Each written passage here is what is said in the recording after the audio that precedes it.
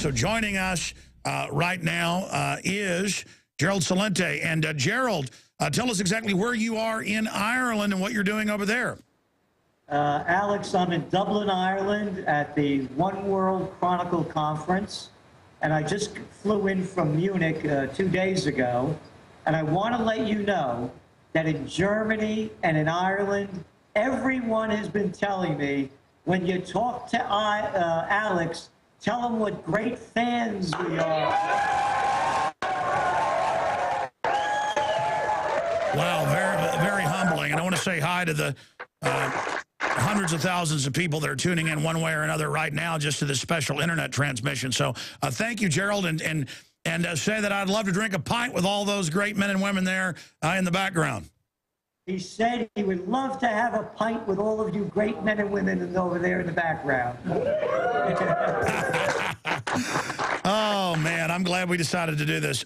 Again, Gerald, tell us what you're doing over in Ireland, and then give us your call. I know you've been saying Obama for months, and it's neck and neck, but a lot of the pundits are saying looks like 4 more years of the man of peace who's launching all these wars. Well, what I'm doing, I was just at a metals conference in Munich and the One World Chronicle conference over here in Ireland. They have a number of issues that they're dealing with. One of them, of course, is the bailouts of the banks, which are totally illegal. They're just taking the money from the people and giving them to the banks when there's actually been no deal made at all between the banks that knew what their risk would be and then shaking down the people for all the money.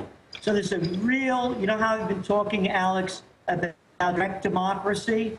Well, Direct Democracy Ireland is taking hold. DirectDemocracy.ie. The people are fed up with it. They look what's going on in the States. As you know, this is the first time I have not voted in an election. Who could call this a democratic election? These clowns can't even count the votes. The whole game is rigged. The systems are breaking down. The people in Ireland are feeling it. They want no part of it anymore, and they're ready to rise up against it. And so what I'm over here talking about is the collapse of the currencies, the breakup of the European Union eventually, but more importantly, Ireland joining with Switzerland to start moving forth with true democracy, where the people will have the right to vote rather than it being controlled by the gangs that are controlling it now. Wow. We've talked to some of our reporters here in Austin, and polling places, like you just said, are broken down, not working. We're getting reports of things flipped from Obama to Romney, Romney to Obama. We're like 8 days into the hurricane on the East Coast where you'd normally be, Gerald. And still, government can't and won't help the people. Where do you see this insanity going? It's collapsing. The collapse is around us. You know what no one's talking about with New York? And you know me, I'm a Bronx, New Yorker. I know the gig.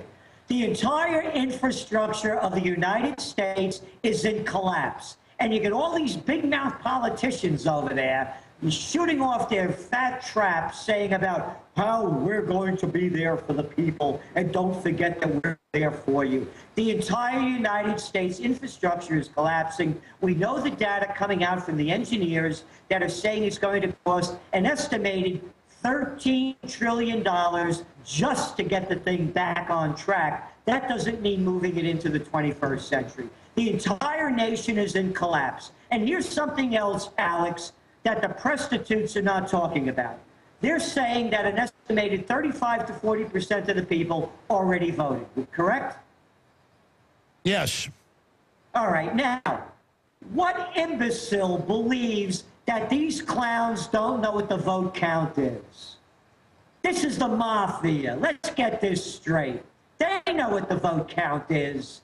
This whole game is rigged. What 3-year-old does not believe that 40%, 35% of the people have already voted, and no one knows? It's a secret. We promise. Scouts honor. Who are they kidding?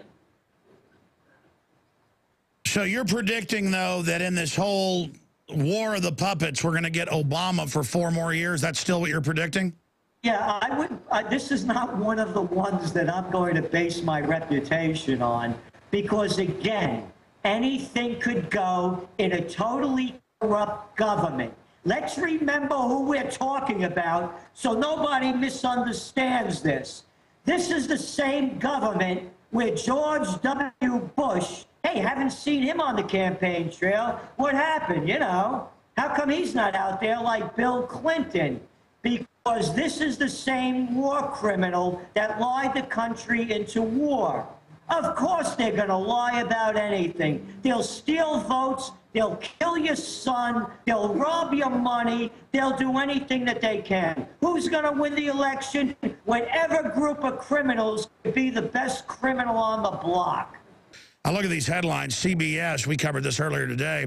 Video showing electronic voting machines changing the vote. People now know what to look for. You know, Gerald, just 12 years ago or so, I would see national polls where less than 10% of people believe there was election fraud. Now it's 80, 90% depending on the poll. So people are getting more wise. They may get apathetic and just give up, but the point is at least people know that the corruption is getting worse and worse, and the system's answer to that's a bigger police state. But what's it going to help the police if their pensions are no good either? How do you see these, regardless of which new puppet gets in, which new distraction gets in, where do you see things going now here in the West with some of the developments in the economy, militarily? Hillary's now saying in the news today that we've got to go into Syria because al-Qaeda's there. And the media doesn't say, wait, the State Department and NATO put them there. I mean, things have reached an absurdist level that I can't even believe now. I mean, it's really entering cuckoo for Cocoa Puffs zone.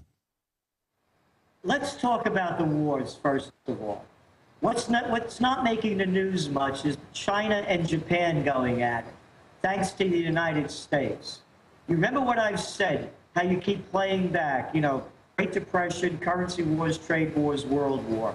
The trade wars are heating up. The United States lost in Afghanistan. They lost in Iraq. They're destabilizing now Syria. They've already destroyed Libya. They're moving wars now into Mali and North Africa. And now they're refocusing into Southeast Asia. And now China and Japan are heating up. The world is heading to a war. Before I go further, I want to go back on a solution. We've been hearing about this voting fraud every damn election. Every damn election. Why wouldn't people think there's voter fraud? Because we have two frauds fronting, pretending to be president. We have frauds that are fronting, playing to be congressmen and senators. The whole system is a fraud. Here is what I suggest. I keep suggesting it over and over again. Alex, they move trillions of dollars a day around the globe. Rarely are the banking systems hacked. If we could bank online, we can vote online. There's only one reason why they don't want us to vote online. The reason is it would show that the people won't vote for them. That's the reason they're keeping it away. Because we could have full transparency because of all the computer minds out there being able to figure out the algorithms so that when cheating starts, everybody can see it. It would be totally transparent. This is the United States of America. These clowns spend over $1 trillion a year on defense and defense-related expenditures. Who are they BSing when they say, oh, the voting systems are broken down? Could you pull up your zipper? Could you tie your shoes? The folks over in Ireland like what they're hearing. Sure, instead we've got these computer systems that are all compartmentalized and secret, and then they engage in fraud. The problem is any system, I think they're going to engage in fraud. I see your point about internet voting, getting everybody involved. My issue is that we went back to paper ballots counted at the precinct in front of everyone, then the numbers posted, then everything can be publicly put together and then integrated via computer, but then it can all be fact-checked right there at the grassroots. I agree with that as well. I agree 100%, but they're not going to do that. Again, this is the global age. Everything is moving in this direction. People are hooked on their I this and I that, iPad, everything they have in their hand. They can't vote. Let's make this real. And again, have full transparency, total transparency for everyone to monitor it. Because the numbers don't lie. The liars lie. The whole game is rigged. As I said, they rob our money, they rob us of our lives, and now the great United States of America, these BS artists that are always talking about exporting democracy, you don't even have it at home. You can't even vote for one of the two criminal groups. The time has never been better than now, and I'll tell you why. You mentioned earlier that years ago, when you say 12 years ago, 10 years ago, there was voter fraud, people wouldn't believe it. And then 8 years, a couple of more people did start believing it. And as it keeps moving forward, and then you mentioned the numbers, 80 to 90% of the people believe it. You look at the numbers of how many people no longer believe in government, in Congress. What is it, like 16 or 17% of the people believe in Congress? And those are the flunkies that work for them and have the federal jobs. That's why they believe. Sure, some numbers are as low as 9% approval rating for Congress. 9% approval rating for Congress. Now, here's the point. The vacuum has never been larger. It could be filled with anything. The void is there. You have an empty suit and a stuffed shirt that's vying for the White House. How transparent can it be? It could be filled with anything, and my message is, let's fill it with greatness. The greatness of the people, the spirit of the people, the dignity of the people, the courage of the people, the respect of the people, the integrity of the people, and the passion of the people. Those are unstoppable values that the politicians are defenseless against. That's what I believe, and that's why I say the time is now. All right, well, listen, again, Gerald, thank you so much. Obviously, we love having you on. You are, hands down, our listeners' favorite guest. There's a lot of great ones we have on Great Minds, men and women. You're my mother's favorite guest, and I salute you and thank you for staying up late. And seriously, tell all those folks that we just appreciate them, and I wish I was there with you right now. And in closing, anything else, Gerald Celente, you'd like to add from Dublin? I think that's about it, Alex. And Alex said he wishes he was here with you, looks forward to coming and visit you, and said that the reason that his #1 in all of the countries with the highest rating is because the Irish people are among the most awake. Absolutely, absolutely. We just showed those numbers. Very interesting. All right, Gerald Celente, give out your website one more time. Trendsjournal.com, trendsjournal.com. And Alex, thanks for all you're doing, and thanks for having me on tonight. All the best. Explain, as a former, now retired top stockbroker, inventor of virtual trading, describe in the technicals, Max Kaiser, why the markets did this and why you're saying the markets, commodities, gold, silver, and other things going up, why that signifies a big win for the man who brought us the Obama phone. You're right in that bookies in Europe are paying out on an Obama win already. They started doing that yesterday. That's how certain they are of an Obama win, that they're paying out on those bets. I believe it was Paddy Power or one of the other bookies. That was Paddy Power and a bunch of others. Yeah, that was.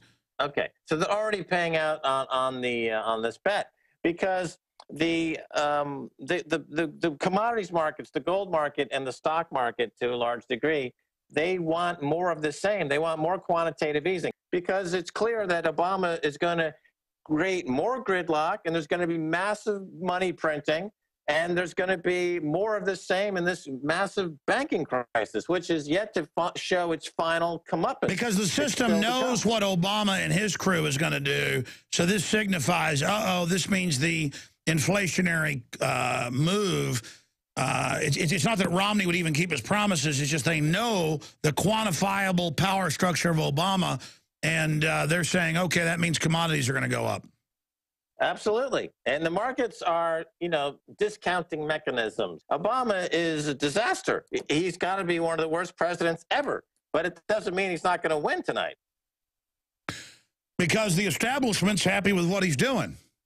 The establishment is making billions and billions of dollars on the back of Obama. Look, the Wall Street's going to pay itself another $140 billion in bonuses this year. I'm sure it'll be a record year in bonuses, like it's been for every year of Obama's administration, give or take. They've always made out like bandits. So why would you vote against that? Wow. Max, I'm here asking a lot of the questions. Max Kaiser of the Kaiser Report on RT, also BBC, you name it. I mean, he's got shows in England. He's got shows worldwide. Other points that I'm not bringing up that you think are important for the audience? I think this is a complete waste of everyone's time in the context of looking ahead to what's going to be the reality starting tomorrow and the next day, which is that the banks and the economies are crumbling rapidly, and everything we've been saying is only picking up speed, and the people need to be aware of that.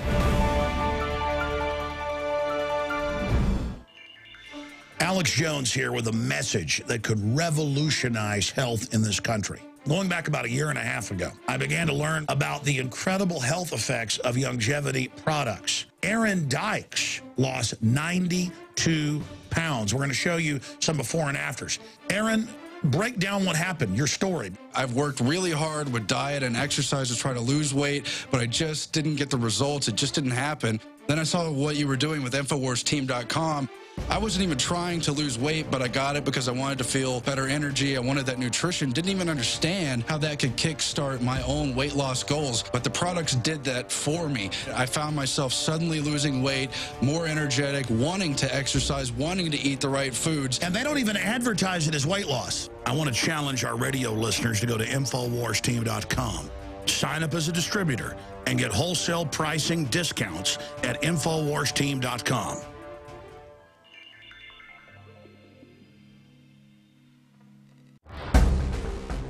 As we saw in Katrina, and as we are watching now in New York and New Jersey, the federal government can't and won't help you in a crisis. FEMA ran out of water and MREs in days.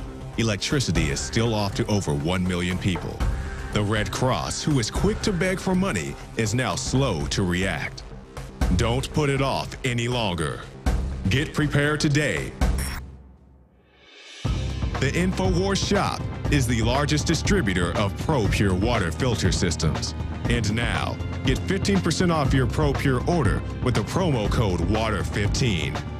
While you're on InfoWarsShop.com, check out these other great preparedness items. The Aquapod kit lets you store up to 65 gallons of water in your bathtub. The Pocket Socket provides you with manual electricity for small electronics like your cell phone. The Life Straw is great for your bug-out bag. And check out our complete line of Interfood products for great tasting and nutritionally dense foods that have a great shelf life. If you are looking to secure your home in a crisis, you can order Strategic Relocations, the film, a great companion to the book Strategic Relocations 3rd edition, and The Secure Home by Joel Skousen. When the time to perform arrives, the time to prepare has already passed. Get prepared now, so if a crisis strikes your home, you and your family will be secure. Go to InfoWarsShop.com and don't forget the promo code WATER15.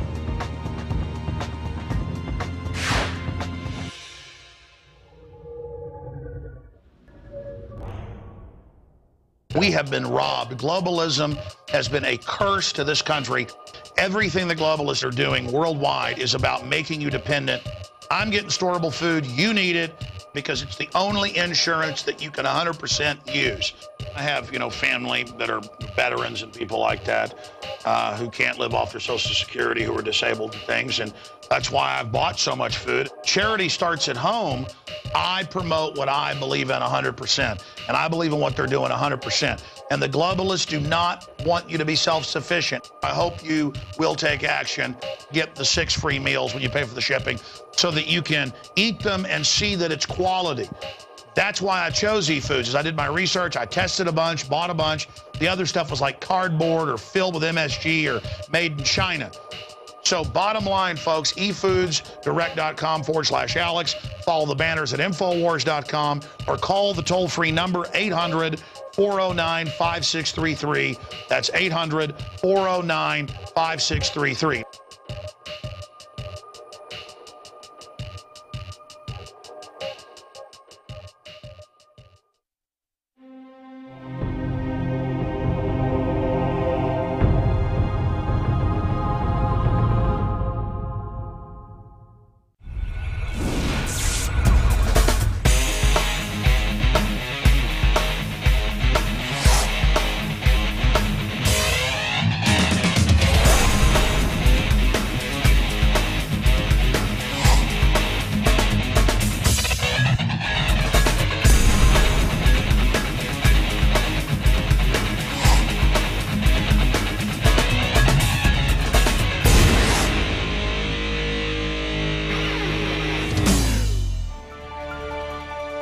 For our regular viewers, he needs no introduction, Dr. Paul Craig Roberts. Well, I could ask a lot of questions, Doc, but I love to throw this at you.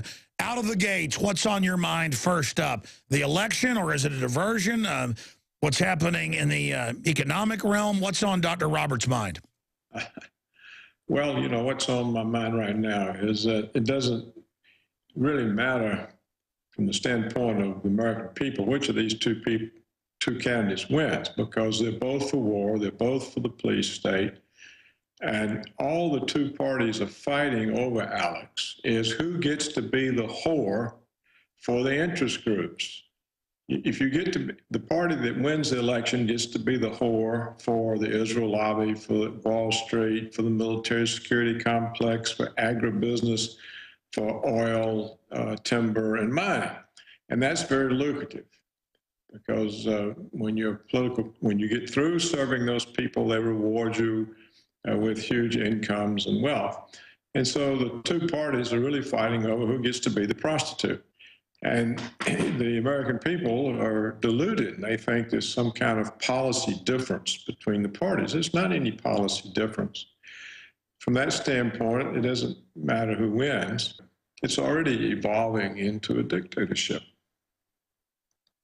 And expanding on that, Ron Paul said, look, if I got elected president, I'm not going to use these unconstitutional powers, so don't expect me to be able to fix things. And that's the old thing of Gandalf when they offer him the ring of power. He says, don't offer me that, it would be turned to bad. I mean, obviously, if you were president, you wouldn't use the dictatorial powers. The problem is the bureaucracy itself behaves in a dictatorial way right now. I mean, we see this with sheriff's deputies and bureaucrats and code enforcers, and you know, we see census takers busting down doors and raping women. I mean, that's what's so scary about a tyranny, is it empowers all these other little scumlings to do whatever they want. And here's what's different between America and Germany or Russia or Cambodia or any of these tyrannies. There are 170 million gun owners, roughly. There are 400 million guns of, you know, newer manufactured the last 50 years. If just 1% of those people stand up, you're talking about 1,700,000 people. And I'm here to tell you, a lot of people are not looking for trouble, but if stuff really unravels, they're not going to FEMA camps, they're not going to work centers, they're just going to die at their house, so they're going to go out and find some trouble. I don't think the bureaucrats understand their real threat's not going to be Russia and China. If they really push this over the edge with all these desperate people, I think they're taking the restraint of constitutionalists and veterans and people as weakness, when I think it's really the opposite. The average person out there who is really informed understands the average cop or military security person is just a minion and isn't their enemy. But it doesn't matter. If that minion of the system marches out against you, well, then it's a whole nother ball of wax. And I'm looking at civil war in this country, Dr. Roberts, if this continues. Well, I don't know about that, Alex. I think the people are a long ways from that. They'll have to be hungry first and oppressed in ways that they realize.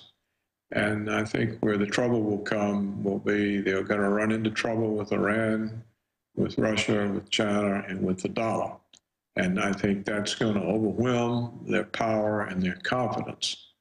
And I think that's how this comes to an end. I don't think it will be from gun owners or civil war, but I don't really know. I mean, you may be right. And on this Friday edition, a few days after the election, we have a couple of minutes here, or 30 minutes or so, with Congressman Ron Paul. Congressman, I don't know how you do it, holding up under something that a young man couldn't do, but great job getting the message of liberty out during the campaign. Well, it's been a lot of fun and tedious and, of course, at times frustrating. But what really gets me going or keeps me going is what everybody knows is that I have identified with a lot of young people, as you have, you know, going to the campuses, and that's why I've never dwelled on D.C. D.C. is important, but D.C. is a reflection of what the next generation is going to be thinking about and realizing. So that's where I'm optimistic. Washington's as big as mess as ever. But there's reason to believe that all the freedom organizations, your radio show, we're all making some progress and more in the last 5 years than we did probably in the previous 20 years. Absolutely.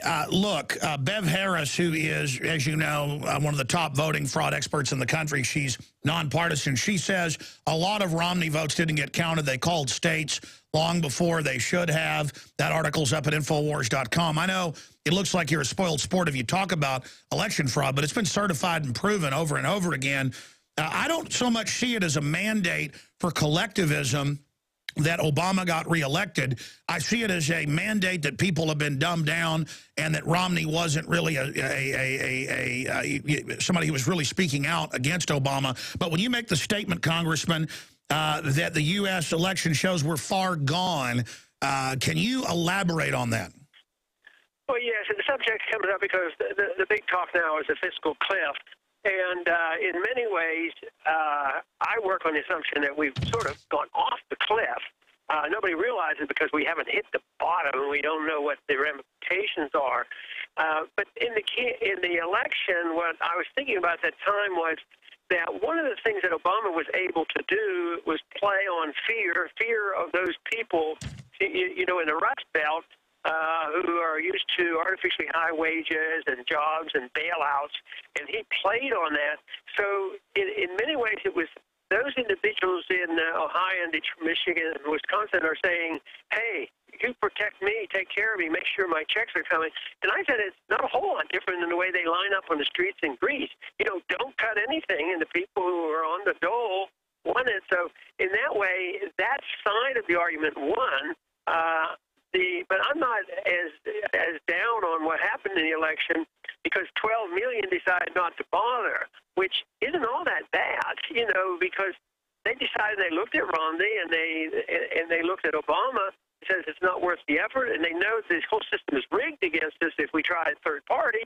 So they just said, the heck with it. And but I think those are our supporters. I mean, I think those are people that probably listen to you and pay attention to me, but they know that, you know, the current system isn't working.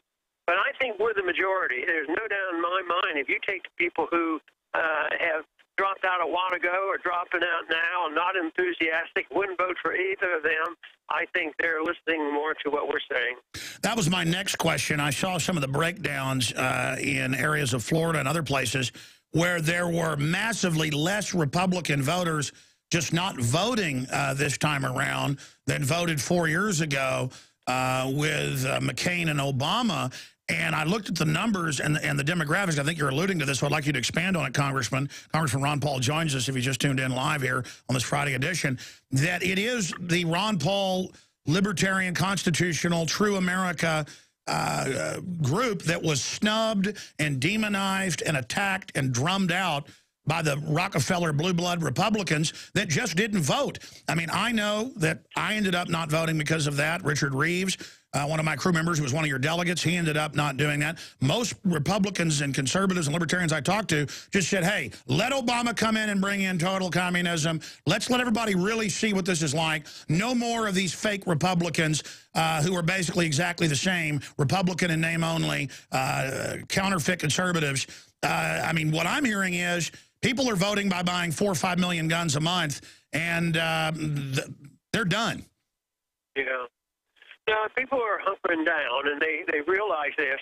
And the big question, the big job we had is when the major crisis hits, the really big one is, there will be a revamping. There's always a restoration of a currency that people can at least trust for a while or are told to trust it, and they have to have restored confidence in a government. And right now, though, the contest is between us who would like very limited federal government and a lot of self-government versus those who want to march onward. Not to see, I don't usually use the word carelessly, but onto a form of just socialism, but it's a form of socialism that's called fascism, and that's why I dread the combination of big government and big corporations. And when you look at that, whether it's medical care or the media or the military, the Goldman Sachs and the banking industry, that's who's been in charge, and they're going to hang on tenaciously. So our challenge is very great, but our numbers are growing by leaps and bounds, and people, because of the crisis, they're looking elsewhere because they know that these economic policy of Keynesian and the inflation of the Fed, they're not confident that they can do it again. There's a term out there, Obamaism or Obamaism, basically communism, and you just said it as someone who studied history and also finance and economics. They're always saying, oh, we have the choice of fascism or socialism and the extreme of socialism, communism. But Stalin and Hitler had a pact together. They divided Poland in half. Stalin admired Hitler and adopted much of what he did. Mussolini and Hitler were actually National Socialists.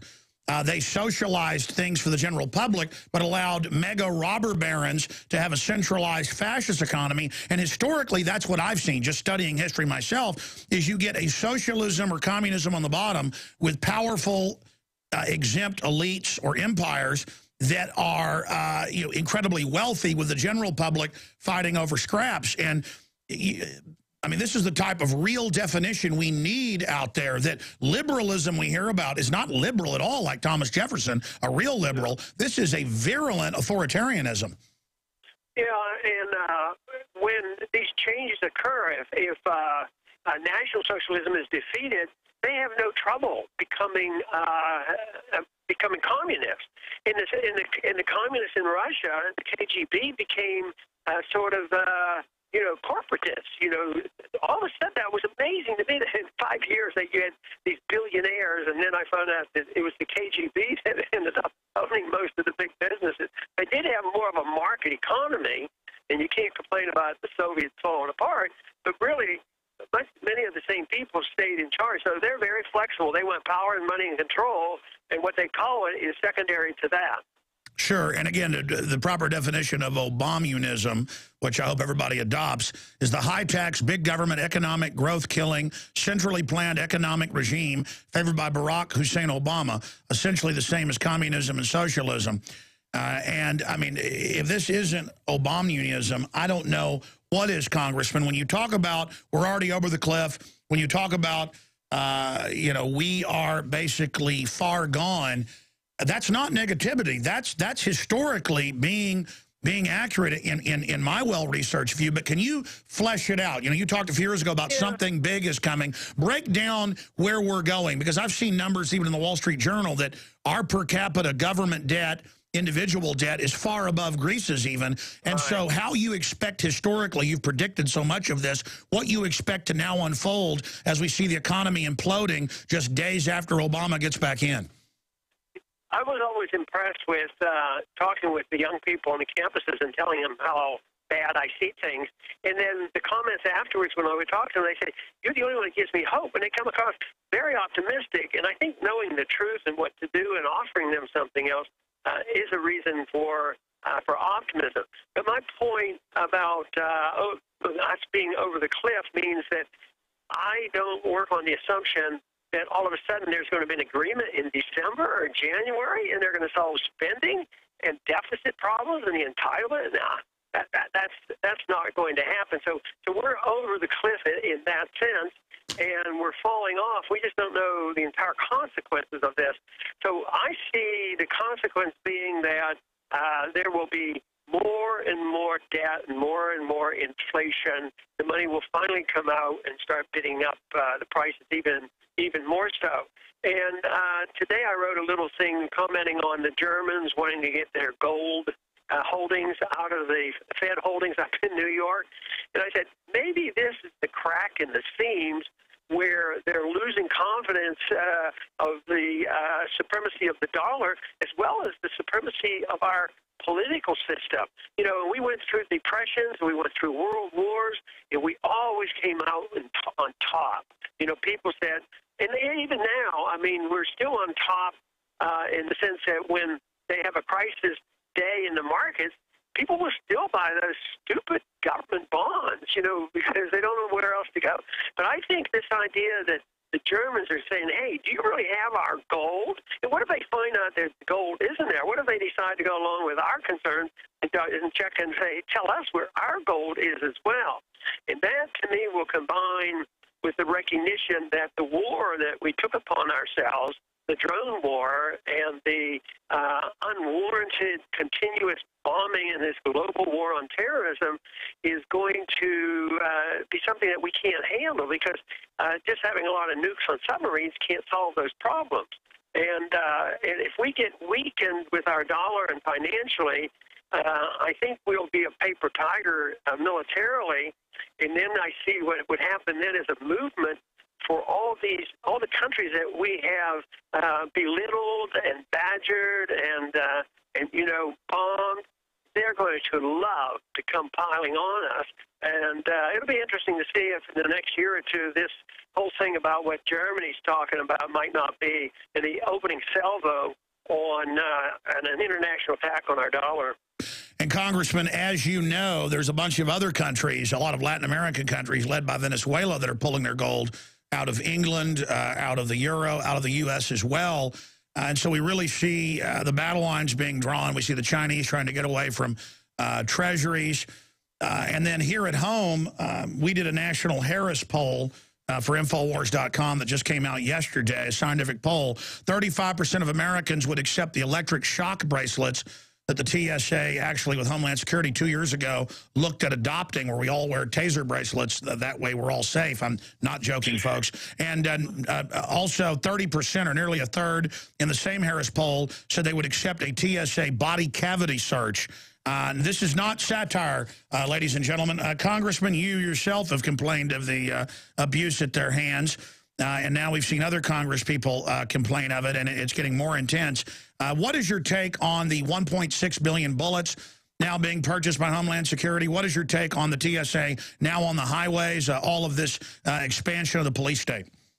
Well, it's all preparation. They say just in case there's an emergency, we have to restore order. Some of them are probably sincere in the sense that we can't control events. They didn't control events. They didn't know when the storm was coming. But if it does occur, you know, they want to, order is what they want. They want order, and therefore it doesn't prove that they have something absolutely planned on paper exactly what they're going to do and when. But they also know the fragility of the system, like we know. We know it's fragile. And we know that whether it's a storm or a financial crisis, that people are going to get unruly. And my argument is that it is a moral issue, but there's a lot of morality that needs to be taught, because people who give out government services they believe themselves to be very moral. Just like, you know, the thug on the street, he doesn't necessarily lay awake at night for what he has done wrong. But I think as the government breaks down and can't provide the services, that immorality will be expanded with the people, and the people will say, well, the government has to do this, and they're not forthcoming, so therefore I am going to take what is rightfully my own. And I think our enemies know that, though they have pretended that they were going to take care of everybody who needs help, they're really there to control them. So this is why I think they lay these plans. But it is rather scary, especially since the founders didn't even want a national police force. We shouldn't have any federal agents other than our military to have guns. And now we have hundreds of thousands, I don't know the exact number, I know it's over 100,000 federal agents who are carrying guns. And that number is going to continue to expand. It looks like they have a lot of guns if they're buying a lot of bullets. So basically, do you agree with, my boil down that they know the collapse is coming, they're digging in for it, while telling the public it's bad to basically be a prepper? I mean, why doesn't government want us to be preppers? 11 days without power now in many areas of New York and New Jersey, and all government is doing is frustrating the efforts. It's churches and citizens that did prepare that are actually holding things together and giving their neighbors food. Some estimates are more than 60% made no preparation. They're just begging the government. That's the Obama disaster plan, is to have just, I guess, a bucket you beg for government handouts from. Yeah. Well, that will come to an end. I don't know if you saw it, but this picture should be used by all of us to show exactly how efficient they are. Did you see the picture of the FEMA office up in New York? They had the storm, and then the northeastern come in, and the snow came, and the sign says FEMA office closed due to weather. Yes, I did see that. Did you see that thing? In fact, guys, pull it up. FEMA office closed due to weather. It's all over the place. We can show people watching on TV. Isn't that something else? That is so symbolic of the idiocy. And, people always, they went after me for having condemned FEMA for so long and voting against it, in spite of the fact that I took care of a coastal district. But I won that argument over with my constituents, because I did more to help them get around the bureaucracy and get through the bureaucracy. And when the police or the feds wouldn't allow them to go in and get their property, we would go to bat for them. So the people themselves are a little bit further ahead than the politicians and the media people think they are. Absolutely. Congressman, moving quickly now in the last 10 minutes we have left with you. What do you expect Obama to do now that he's got 4 more years? In his victory speech, he talked about how we're a collective, we're not individuals. Very creepy kind of you didn't build it statements again. He's got constituents literally that just beg incoherently for their free Obama phones. I'm not trying to be mean. It's just very, very sad what dependency does to people. And now they are just racing ahead saying UN gun treaty. And now Dianne Feinstein, it's on record, says she physically wants California style, not just a ban on sale of semi-autos. They want you to turn them in. I mean, that could cause a civil war, Congressman. People are not turning their guns in. No, that's right. And, politically, they generally back off on that. In the last several presidential elections, even this one, Obama didn't campaign on stricter gun control. That doesn't mean he won't work for them, but he knows politically it's not popular. And I think those are the, drawing the lines in the sand. If they knock on the door, they want your gold and want your gun, I don't think people are going to give them up. But that doesn't put them out of business to harass us. They're going to maybe put more limits on buying ammunition, more taxes on it. They're going to make it more difficult for you to sell your gold or use your gold, and maybe have 50-70% tax on your gold. And they will do this, but that'll just drive the underground economy, to a much greater height. But no, they will continue to do that. So I don't know how this treaty will pan out. I keep always wanting to be, a bit optimistic and say, they can't possibly do that. That's going against the grain. So once again, it's going to be up to us to reach people and not reach just our hardcore friends. I mean, that's why we have to reach out to a new audience as well and say that they have to join us in these efforts. And I'm hopeful for that, because we do have the internet, and I know they're trying to attack us there, but we're still able to get more information. Right now, we're riding high on our internet abilities compared to the three major TV networks. Absolutely. Are you concerned about the internet kill switch, cybersecurity, and all these calls to reinstate the fairness doctrine for talk radio? Yeah, I am concerned, but I also hope that technology is so big and so broad that, you know, the private market is able to overcome any obstacle. So, and I don't understand exactly how all that works. Sure. But I hope I'm not naive to think that people can, you know, develop their own protection. But ultimately, the only thing that counts with its guns, the goals of the internet or war, is to awaken the people to saying, we're not going to put up with this. Governments reflect the people. Sure. Expanding on that in the limited time we have left, going to move quick now, Congressman, because I want to get to several other points here. I'm very glad to see that you've taken back over Campaign for Liberty now that you're not running for president and about to finish up there with Congress. So congratulations on that. Very exciting to see you in there because I know you know like nobody else can drive it right with all the grassroots. What do you make of the Republicans and this new spin that Republicans need to get more socialistic and become the Democratic Party to win, when the reason the Republicans have lost, in my view, is that they've gotten so unconstitutional, people are just standing down. That's what the numbers show. What's your take on this talking point we're seeing that Republicans should just adopt Mao Zedong's views? Yeah, it's just diversion because from where we are in this country today, and when we look at our political system, we only have one party, so we're already there. It's just tone and rhetoric is slightly different. So, yeah, they may move a little bit in that direction, and what they say has nothing much to do with what they do. And that's why, you know, we have to watch what they do and where they go. But going in that direction, of course, would be the obviously wrong thing. And I think it's becoming more clear because we don't know the exact numbers of support that we had in the campaign, but it's bigger than they gave us credit for. And I keep thinking of those 12 million that refused to vote. Some of them, maybe a large number of those are sympathetic to us. So therefore, you know, our numbers outside are significant.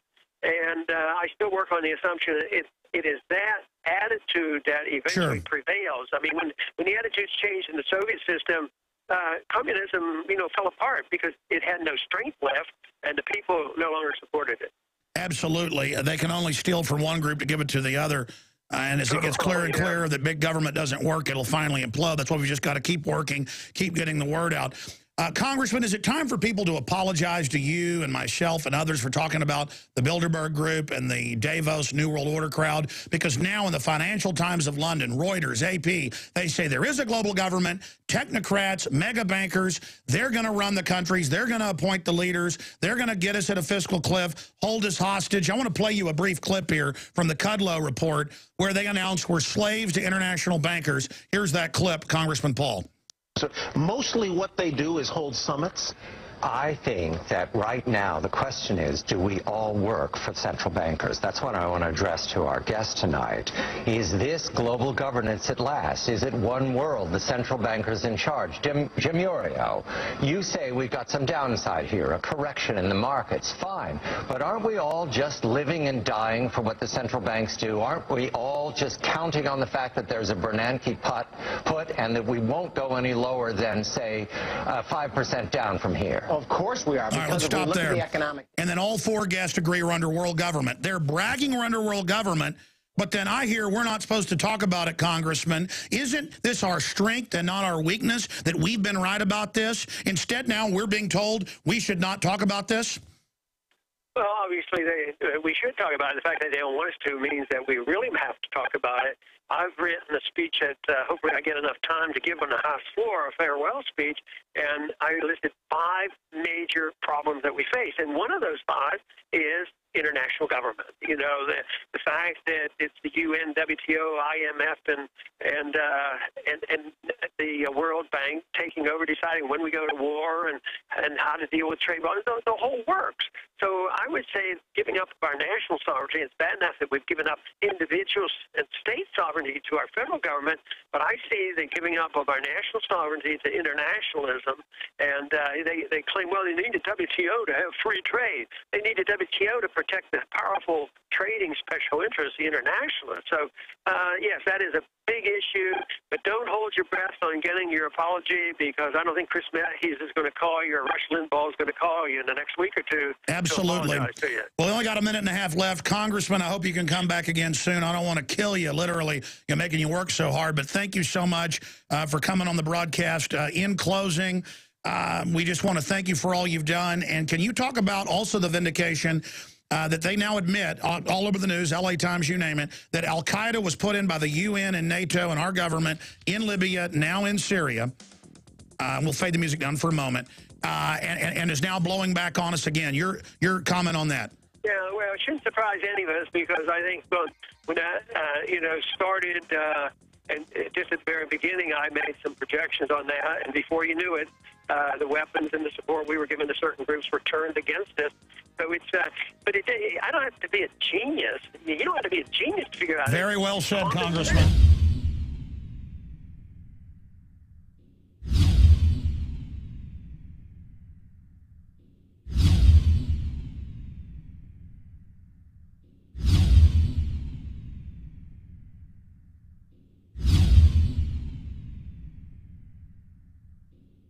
I didn't push too hard to get Ron Paul on the last 6 months or so, because I knew they were just had him all over the place working hard.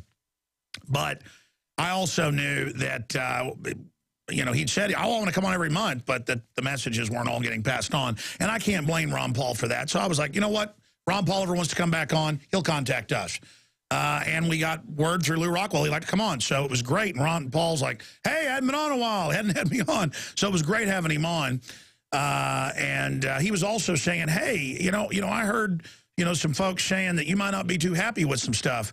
And I meant to get to that, so I'll just get to it now here on air as an addendum that we'll tack on to the video for radio listeners that we'll post tonight of this, because we also stream video of it if you're a radio listener. I hold Ron Paul and Campaign for Liberty to a higher standard because they've always been non-compromise. And I've been critical of Jesse Benton and some of his decisions, but you can call that armchair quarterbacking, but I've been in there helping the campaign from day one for 17 years. I mean, Ron Paul's district used to come right up to South Austin. I've been interviewing Ron Paul for 17 years. Ron Paul never compromises. Ron Paul is a great guy that I totally, agree with literally on 99% of things. But I meant to get to this with him on or off air, but I didn't have a chance because we had to go on air and then go off air. So since he brought it up to me off air, I'll just get it on record here. He said, yeah, a few people, in the campaign and stuff said that, you were being critical. But he goes, I know that's not true. Alex Jones, has always been a stalwart supporter. And I said, yeah, let me just be clear. Jack Hunter, and let's put it on screen, wrote articles saying we shouldn't be critical of the Bilderberg Group. And it was in syndicated columns. It was in the Charleston City paper and others. Clearly pointed at yours truly this year at Bilderberg, saying that it was stupid to talk about the New World Order in Bilderberg when they're announcing it. Ron Paul's been proven right. I've been proven right. So that's my point. And then I'm sure guys like that then go to Ron Paul and say, oh, Alex is attacking you, to drive a wedge so that Ron Paul then thinks I don't like him. Ron Paul's not stupid, Jack. Okay? And listen, Jack, I understand. I mean, let's put him on screen. I got a photo of him. I'm not Jack Hunter's enemy. And it's one thing if Rand wants to go, meet with the founder of a bunch of online banking systems like PayPal, Peter Thiel, who is Bilderberg. I'm not against actually meeting high-powered people to try to convince them. As we gain more steam, as we become stronger and stronger, as we try to contend, we will be approached. I've been approached by billionaires. I've been approached by top movie stars. I've been approached by two-star generals. I've been approached by defense contractor chairmen. Okay? And I've had conversations with them. When something's off record, unless it's criminal what they're telling you, it's off record. I wear a journalist hat. I wear a commentator hat. I wear a journalist hat. I wear a ranter hat, entertainer hat. Sometimes I do things that are entertaining just for fun, skits and things. I wear a lot of hats. I'm a complex guy, Renaissance man, you could say. I mean, I'm proud of the fact I do a lot of things. Not all of them well, but I try a lot of things. But humans are Renaissance creatures. So that said, obviously it's heady for Jack Hunter and to now see Ron Paul's former chief of staff for the campaign, Jesse Benton, now working for the senator from Kentucky, not Rand Paul, but the other one. And so, okay, guys, great. You're big, high-powered Republicans now springboarding out of the Ron Paul revolution. Here's the deal. I'm with the constitutional libertarian movement. I'm not with go toady after mainline Republicans. I'm trying to change mainline Republicans and Democrats. I'm sticking to my guns because I know that's the right path. I'm not going to compromise.